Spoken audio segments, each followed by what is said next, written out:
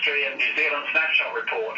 And the key question on our minds is, could hemp actually take off and replace a lot of the lost economy and jobs that's happened in the regions as a result of the COVID situation? So, first of all, we have to understand that hemp is a global industry. It's big.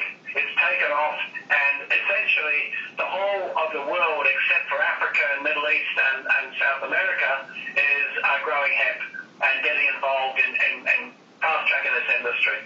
So what's driving it? Funnily enough, what's driving it is actually consumers, you and I, and people of different millennials through to the baby boomers, and they're after natural health solutions, plant-based diets, and fibre for sustainability. Want sustainable products, sustainable clothing, roads, buildings, etc. So there's three products in the hemp industry. One is seed products. Seed products are pretty amazing. So seeds on the plant, and essentially this is all about nutrition and wellness. And essentially there's a lot of these products, hemp hearts, for example, hemp balms, hemp milk, hemp oils in New Zealand. And one of the big areas of demand is people wanting something that helps relieve their arthritis, pain, and their knees. So the next thing is regional growth. Look, this is not something that's just happening in one part of the country. It's all over the country, right down to Southland, right up as far north. So it's a regional industry, not unlike wine, very similar to wine. Regional focuses with different particular benefits in terms of climate and soils.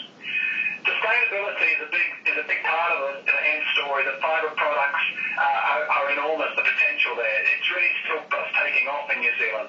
The cannabinoid products is the third part that people aren't perhaps that well informed about.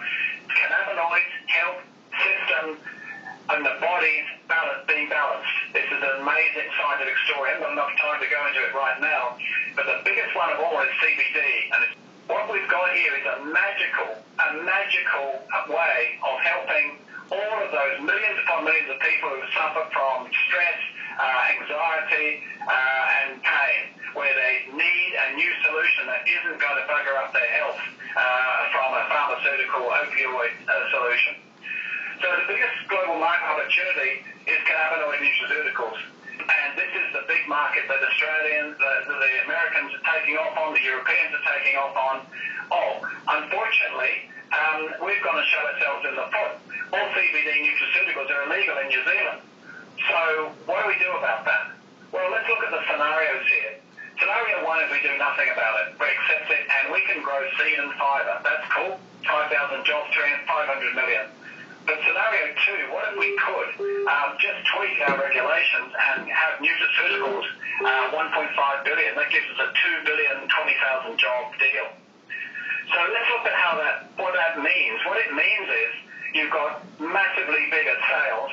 So the sales in a smaller place, Kentucky, which is 4.6 million versus our 194 million.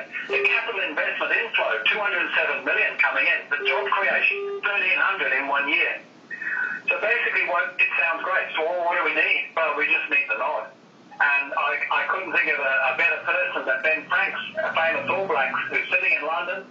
He's selling CBD products to the world's high-performance athletes, not just rugby players. And he's saying, look, what are we doing in New Zealand? So I can buy the stuff in London. It's fantastic. I've been using it for years in my rugby career, and it's illegal in New Zealand. Come on, get real.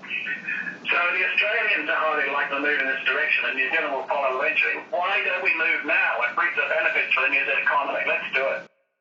Thanks, Dr. Nick Marsh, for a quick look into the exciting New Zealand hemp-driven investor snapshot.